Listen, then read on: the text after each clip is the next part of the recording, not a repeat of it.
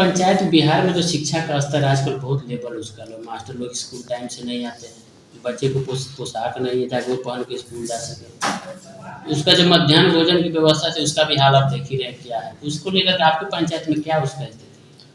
देखिए, मेरे पंचायत ही नहीं पूरे जिला में या पूरे राज्य में शिक्षा व्यवस्था जो है सब लोग उससे जानते हैं, जब उनको परिचित हो गए कि शिक्षा व्यवस्था की बदहाल स्थिति होगी। लेकिन हम लोग प्रयास कर रहे हैं। रहा बात, हमारे पंचायत में 7 विद्यालय कुल हैं और 7 विद्यालय में हमने पहले विद्यालय के आधार को सुधारने का काम किया है और उस पर काम चल रहा है।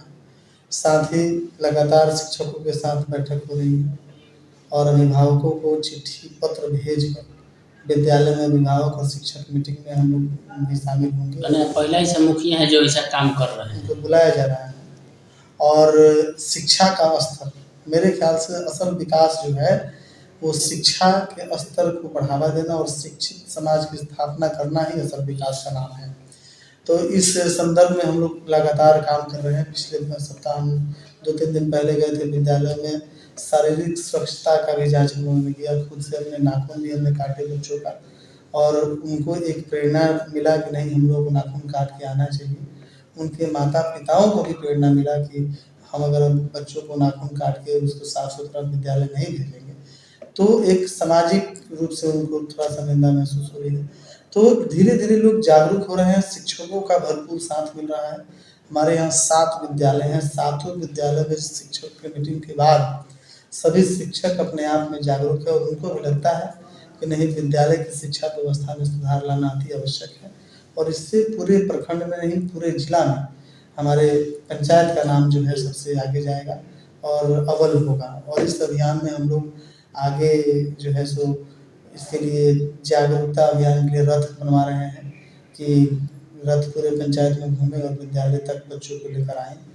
उसमें जो भरोसा है शिक्षकों के प्रति, अभिभावकों का भरोसा, जो सरकारी विद्यालयों के पीछे जो लोगों की एक भावना बन गई है, उस भावना को खत्म करना हमारा उद्देश्य है और एक विश्वास और भरोसा दिलाना कि नहीं, सरकारी विद्यालय में आपके बच्चे जो हैं वो सुरक्षित और शिक्षित बन सकते।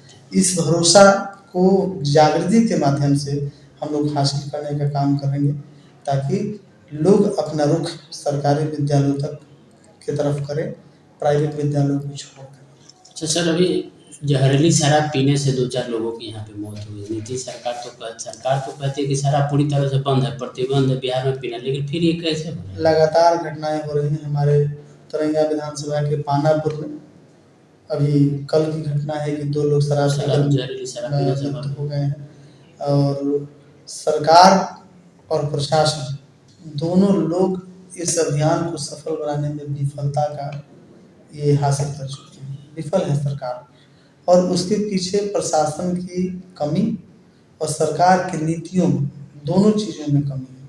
सरकार जबरदस्ती कानून लागू कर रही है और जैसे कि पुलिसिया कानून था, उसको विधानसभा पारित किया गया जिसमें हमारे विधायकों को पीटा भी गया और सदन के बाहर घसीटा भी गया। तो आज पुलिस जो है खाना पूर्ति करने के लिए जो नौजवान उस कारोबार में शामिल नहीं है उनका नाम डालकर अपने कानून का खाना पूर्ति कर रही है, अपनी नौकरी बचा रही है। लेकिन असल ये है कि जो असली कारोबारी हैं वो सभी खुलेआम इस कारोबार में फलूट रहे हैं और मोटी रकम जो है सो वो कमा रहे हैं। और इस कानून के जरिए, इस कानून की वजह से जो लोग रोड पर मारे फिरते थे, लूट किया करते थे, वो आज बड़े व्यापारी बनकर और धन का जो है सो अर्जित कर चुके हैं। और आज सरकार उनके भरोसे पे चले। दारू और बालू, ये 2 चीज़ें ऐसी हैं जो सरकार अपने राजस्व, जो राजस्व दारू से आती थी पहले, उस राजस्व की पूर्ति करने के लिए आम लोगों पर पूरा बरसा रही है और आम लोगों से उस पैसे को वसूल रही है।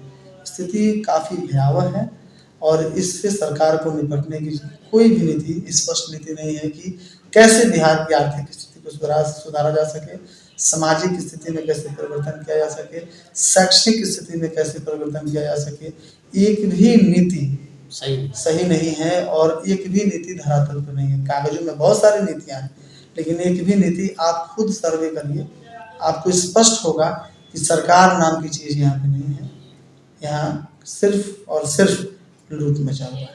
सुशासन बाबू अब सुशासन बाबू नहीं थे। सुशासन बाबू अब कुर्सी बाबू बन चुके हैं। कुर्सी तैयारी हो गई जब है। कुर्सी किसी भी सूरत में चाहिए, वो जैसे भी हो। तो उस प्रकार से देखा जाए तो जो भाजपा की जो सरकार है वो और नीतीश की सरकार जो है, दो लोग मिलकर ये सरकार चला रहे हैं और दोनों लोग के गठबंधन से लोगों की उम्मीद था कि सेंट्रल और राज्य सरकार एक होगा तो खूब विकास होगा। जनता की उम्मीदों पर पूरा पानी फिर गया और बैकडोर से सरकार बनाने वाले लोग आज सामने जनता के सामने विफल हो गए। अच्छा सर, एक छोटा सा लास्ट सवाल आपसे पूछूंगा। मुखिया संघ का जो चुनाव हुआ था ईसापुर प्रखंड, आप शायद मुखिया संघ के अध्यक्ष भी हैं, क्या उसमें हुआ था? देखिए, मुखिया संघ कोई संवैधानिक पद नहीं है, फिर भी आप पर आरोप लगे थे। आरोप तो राजनीति में रहेगा तो लगेगा ही। आरोप से आप डर कर राजनीति कीजिएगा तो आरोप तो राजेंद्र बाबू पे लगाने वाले लगाए हैं, गांधी जी पे लगाने वाले लगाए हैं, उससे कोई बड़ी बात नहीं है। मुखिया संघ के पक्ष में या उसके खिलाफ मैं कोई टिप्पणी नहीं इसलिए करूँगा क्योंकि सब लोग जानते हैं कि कौन मुखिया है, कौन संघ का अध्यक्ष है और संघ का अध्यक्ष से मतलब क्या है। मैं उस दिन भी कहा था कि आज मुखिया संघ बोल के इस बाबत में कुछ नहीं। मैं किसी को संघ का अध्यक्ष नहीं मानता और ना मैं संघ का अध्यक्ष हूँ। मेरे साथ 5-7 लोग मुखिया हैं, वो लोग मिलकर हम लोग काम करते हैं, बस यही सब, दूसरा कुछ भी नहीं। ये कोई पद और प्रतिष्ठा की बात नहीं।